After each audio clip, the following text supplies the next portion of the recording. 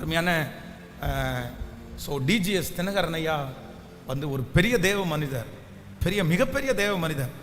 எத்தனையோ பேர் வந்து அவங்கள வந்து ஏதோ கிண்டல் பண்ணலாம், நக்கல் பண்ணலாம், அந்த மாதிரி அவருடைய ஊழியத்தை குறை சொல்லலாம். உண்மையிலே சொல்கிறேன், அந்த மனுஷன் தேவனோட நடந்தார் பாருங்க, தேவனோட நடந்தார் பாருங்க.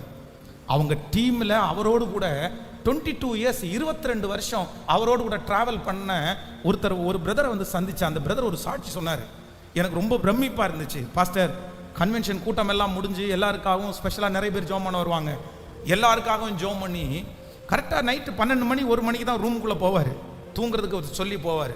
சரி அப்படின்னு சொல்லிட்டு அவருக்கு கீழே ஒரு 15 பேர் நாங்கள் வந்து வேற ஒரு ரூமில் தங்கியிருப்போம். சரி, அவர் பெல் அடித்தாருன்னா கரெக்டாக நாங்கள் போயிடுவோம். கரெக்டாக எத்தனை மணிக்கு தூங்கினாலும் 5 மணிக்கு ஷார்ப்பாக அவருக்கு ஒரு காஃபி கொடுக்கணும். அதுக்குன்னு டெய்லி ஒருத்தரை நாங்கள் நியமிச்சிருப்போம். அந்த 5 மணிக்கு நைட்டு 11 மணி 12 மணிக்கு தான் அறைக்குள்ளே போவார், தூங்குறதுக்குன்னு போவார். என்ன பண்ணுவாருன்னு தெரியல. ஆனால் காலையில் 5 மணிக்கு காஃபி கொண்டு போய் நாங்கள் ஒரு டீமில் இருக்கிற ஒருத்தர் கொடுக்கும்போது நாங்கள் என்ன பண்ணுவோம்னா, ரொம்ப தூக்கம் வந்து நடிச்சு தான் போவோம். அப்படின்னா ட்ரெஸ் நல்லா பண்ணியிருக்கிறது மாதிரி, குளிச்சது மாதிரி பண்ணிடுவோம். ஆனால் முகத்தை கழுவிட்டு பல்லு கூட விளக்க மாட்டோம். ஏன்னா எங்களுக்கு தூக்கம் வரும். அவருக்கு காஃபி கொடுத்துட்டோம்னா திருப்பி ஒரு 2 மணி நேரத்துக்கு டிஸ்டர்ப் பண்ண மாட்டார், அதுக்கப்புறம் வந்து தூங்குறதுக்கு.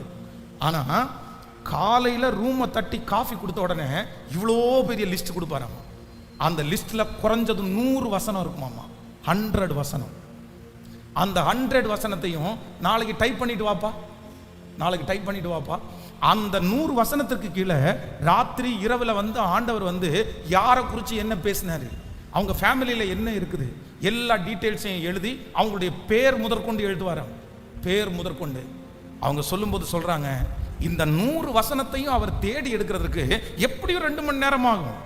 இந்த 2 மணி நேரம் தாண்டிச்சுன்னா 12 மணிக்கு ரூமுக்குள்ளே போனவர் தூங்கி 2 மணி ஆயிரும். அதற்கு பிறகு அவருடைய பர்சனல் ஜபம். 4:30 மணிக்கு இதில் எழுந்திரிச்சு ட்ரெஸ் பண்ணிட்டு ரெடியாக இருப்பார். 5 மணிக்கு நாங்கள் காஃபி கொடுக்க போகும்போது ஃப்ரெஷ்ஷாக உட்காந்துருப்பார். எவ்வளோ நேரம் தூங்குறாருன்னே தெரியாது பாஸ்டர். எவ்வளோ நேரம், எவ்வளோ அவமானம், எவ்வளோ நிந்த, எத்தனை பாடுகள். ஆனால் ஆண்டவரிடத்தில் அந்த தேவ மனுஷங்கள்லாம் போதும்னு சொல்லவே இல்லை,